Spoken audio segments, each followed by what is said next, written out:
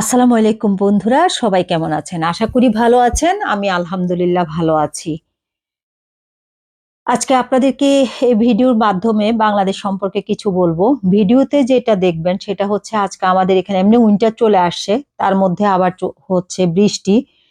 সেজন্য ভাবলাম একটু ভুনা খিচুড়ি রান্না করে নেই, একটু ফাইসা শুটকি ভর্তা করে নেব, আর একটু ইলিশ মাছ ভাজি করব, সাথে একটু আলুর ভর্তা করবে। যে আলুটা সিদ্ধ দিয়ে দিয়েছি, শুটকিটা ছোট ছোট করে কেটে কেটে টালতে দিয়ে দিয়েছি একটা তাওয়াতে।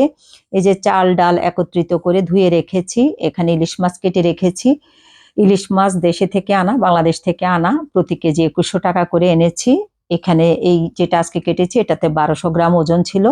যাই হোক, এখন খিচুড়ি বসিয়ে দিচ্ছি। খিচুড়ির জন্য সানফ্লাওয়ার তেল দিয়ে দিলাম বড় প্যানটাতে, ওখানে দিয়ে পেঁয়াজও দিয়ে দিয়েছি, আপনারা দেখতে পান না। আর এখানে সরিষার তেল দিচ্ছি ইলিশ মাছ ভাজার জন্য। সরিষার তেলটা এখানে ওরিয়েন্টাল থেকে নেওয়া, উত্তরেক সেন্ট্রাল ওরিয়েন্টাল একটা দোকান আছে, ওরা দক্ষিণ এশিয়ার মালামালগুলো ইম্পোর্ট করে। তো সেখানে ইন্ডিয়া থেকে তারা এই সরিষার তেলটা ইম্পোর্ট করে, কিন্তু সরিষার তেলের কোয়ালিটিটা একটু ভালো না মনে হচ্ছে।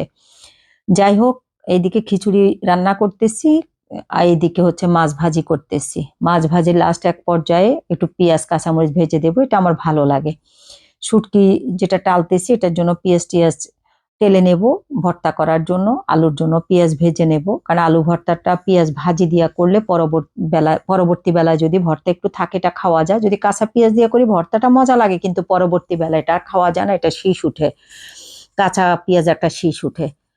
তো যাই হোক, অনেক কথা বললাম, রান্নাটা আপনারা দেখতে থাকুন, আমি কিরকম রান্না করি, কি রান্না করি বিদেশের বাড়িতে, পাশাপাশি আপনাদের সাথে কিছু তথ্য শেয়ার করি।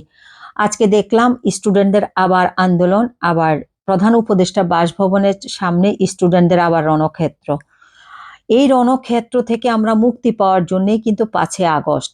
5ই আগস্টকে আমরা দ্বিতীয় স্বাধীনতা কেন বলি? কারণ এই রণক্ষেত্র থেকে মুক্তি পেয়েছি, আয়নাঘর থেকে মুক্তি পেয়েছি, আমাদের স্বাধীনতা ফিরে পেয়েছি, আমাদের যে আমাদের যে কথা বলার বাক স্বাধীনতা আমরা সেটা ফিরে পেয়েছি, এবং আইনের সুশাসন প্রতিষ্ঠিত করতে পারবো ভেবেছি। এবং আমাদের কনস্টিটিউশন চেঞ্জ হবে, যে কনস্টিটিউশন আগে একটা বাকশালী আইন কায়েম করে কনস্টিটিউশন চেঞ্জ করে ফেলছে আগের স্বৈরাচার, তাদের সুবিধা অনুসারে সুবিধার জন্য কনস্টিটিউশনকে 2-3 বার পরিবর্তন করে ফেলছে। এখন আমরা চিন্তা করেছি যে যা হবে এখন জনগণের স্বার্থে হবে, দ্রব্যমূল্য কমে যাবে, বাজারে জিনিসপত্র মানুষের ক্রয় ক্ষমতার মাঝে আসবে।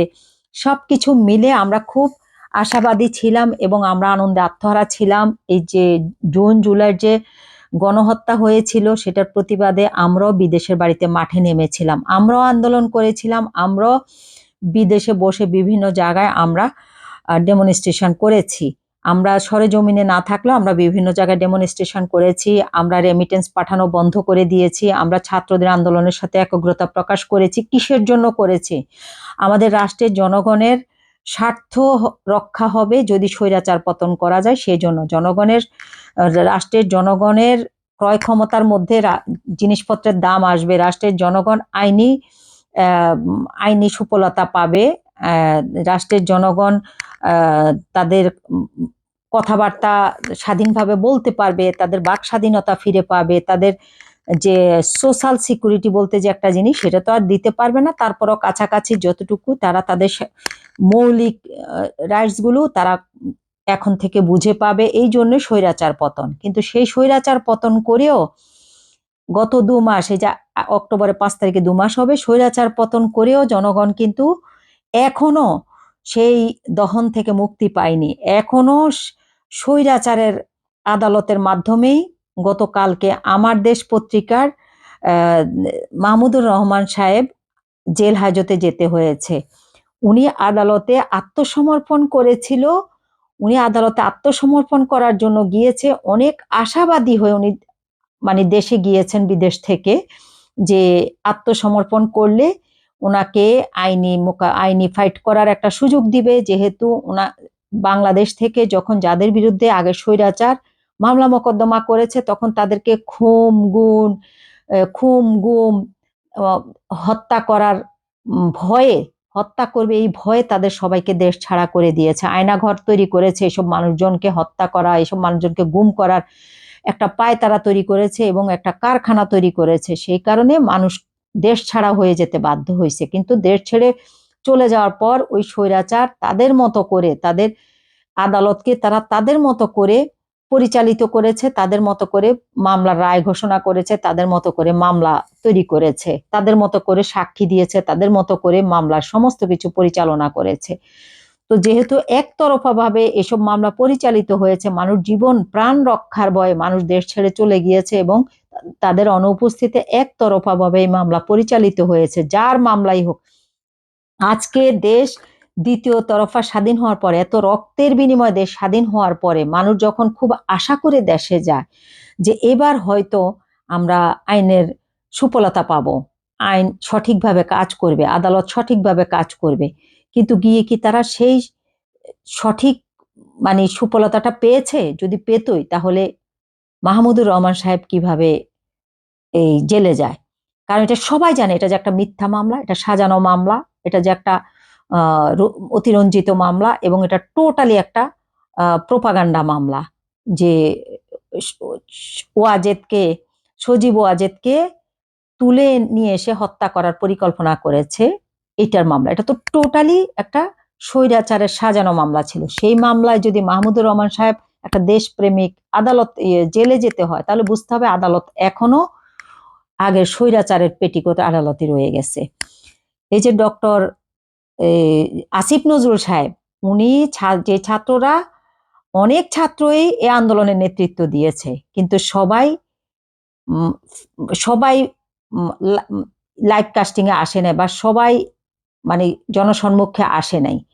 তো যারা জনসম্মুখে আসছে তাদেরকে বেশি হাইলাইট করে ডক্টর আসিফ নজরুল, এরা ঢাকা ইউনিভার্সিটির ছেলেপেলে, এদেরকে নিয়ে উনি সরকার গঠন করেছে। সরকার গঠন করে এই সরকারের আমলে সব হচ্ছে স্বৈরাচার লেসপেন্সারের পক্ষে কথাবার্তা বলে। এদের কথাবার্তা শুনলেই শরীর জ্বলে, মনে হয় কাদের জন্য আমরা এই আন্দোলন করেছি, কাদের জন্য আমাদের প্রবাসী ভাইরা জেল হাজতে গিয়েছে, কাদের জন্য বাংলাদেশের ছাত্র জনতা, শুধু যে ছাত্ররা রক্ত ঝরিয়েছে তা না, কতজন ছাত্র মারা গেছে, কিন্তু সাধারণ জনগণ 1400 লোকের অধিক যে মারা গিয়েছে, তার মধ্যে ছাত্র কতজন? 500, 600, 700। বাকিরা তো শিশু থেকে শুরু করে বুড়ো পর্যন্ত জোয়ান, কেউ স্বামী হারিয়েছে, কেউ ভাই হারিয়েছে, কেউ সন্তান হারিয়েছে, সবাই এভাবে করে তাদের আপনজন হারিয়েছে শুধু একটা ভালো দেশকে একটা ভালো অবস্থায় নিয়ে আসার জন্য, দেশের মানুষের ভাগ্য পরিবর্তন করার জন্য, দেশের মানুষের কথা বলার অধিকার ফেরত আনার জন্য, বাজারে দ্রব্যমূল্য নিয়ন্ত্রণ করার জন্য, পাচার বন্ধ করার জন্য, লুটপাট বন্ধ করার জন্য, জবাবদিহিতার মধ্যে রাষ্ট্রকে নিয়ে আসার জন্য, গণতন্ত্র, সঠিক গণতন্ত্রকে ফিরিয়ে আনার জন্য, কনস্টিটিউশনকে পরিবর্তন করার জন্য, জনগণের স্বার্থে কনস্টিটিউশন তৈরি করার জন্য, আইনের সুফলতা যেন মানুষ ভোগ করতে পারে সেটাকে এস্টাবলিশ করার জন্য মানুষের আন্দোলন ছিল। আলটিমেটলি সেই আন্দোলনের কোনো দৃশ্যমান ফলাফল মানুষ আজ অবধি পায়নি। বাংলার জনগণ আজ অবধি সে দৃশ্যমান ফলাফল পায়নি। এখনো মানুষ আগে স্বৈরাচার সরকারের আমলের মতোই মানুষ লাঞ্ছিত হচ্ছে, নির্বিচারে মানুষ হত্যা করা হচ্ছে। তোফাজ্জলকে ঢাকা ইউনিভার্সিটিতে একটা মানসিক প্রতিবন্ধী, তাকে ভাত খাইয়ে খাইয়ে উল্লাস করে করে হত্যা করা হয়েছে, অতি আবেগে নাকি হত্যা করেছে, তাকে হত্যা করা হয়েছে।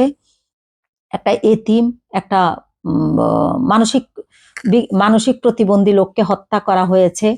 তারপরে বিভিন্ন জায়গায় এভাবে হত্যা চলতেছে, গোপালগঞ্জে হত্যা করা হয়েছে, ইউনিভার্সিটিগুলোতে হত্যা করতেছে, বিভিন্ন জেলা শহরগুলোতে হত্যা চলতেছে, নির্বিচারে হত্যা চলতেছে। তার মানে দেশ আগের মতোই আছে, পুলিশরা কাজ করতেছে না, পুলিশরা কথা শুনতেছে না, পুলিশরা কাজ করতেছে না, দেশে ডাকাতি বেড়ে গেছে, চুরি বেড়ে গেছে এবং দেশে রাহাজানি বেড়ে গেছে।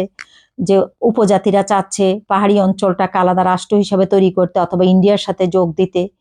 তারপরে এই দিকে হচ্ছে আজকে ছাত্রদের উপরে আবার গুলি চালিয়েছে। আজকে ছাত্ররা যে যে দাবি দাওয়া নিয়ে প্রধান বিচারপতি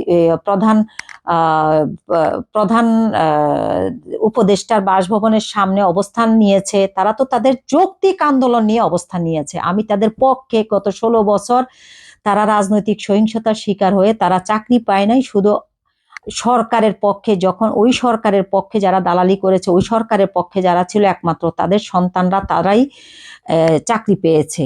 তো তাহলে জেনারেল ছাত্ররা, যারা মেধাবী ছাত্ররা চাকরি পায় নাই।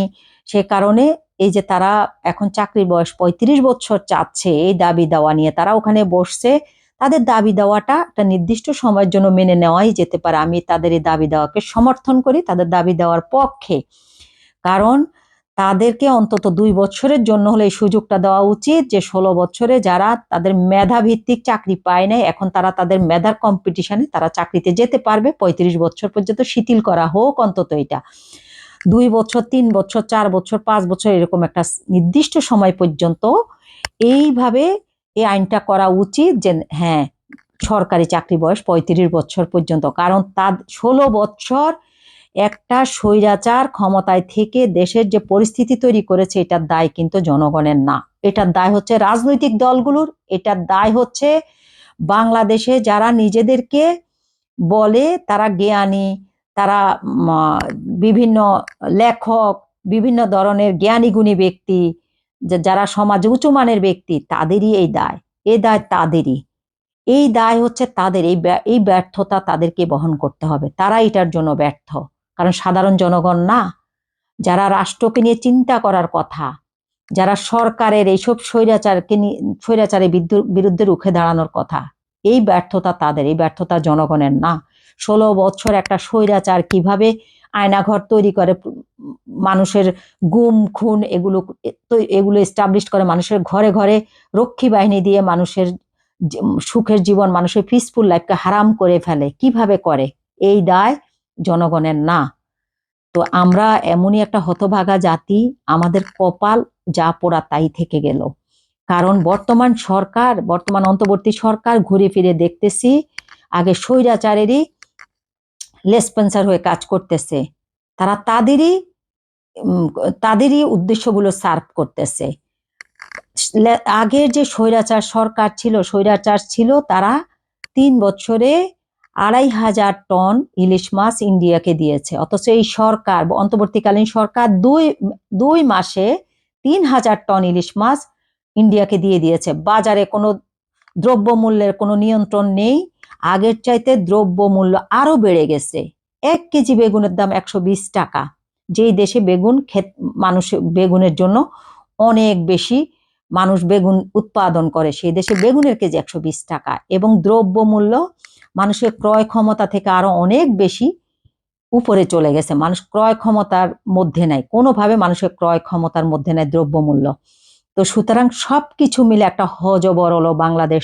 আমরা ছাত্রদের এই আন্দোলনের পক্ষে, এই বলে আমি আজকে আমার এই ভিডিওটি শেষ করলাম। পরবর্তী ভিডিওতে বিস্তারিত দেখতে পাবেন। আল্লাহ হাফেজ।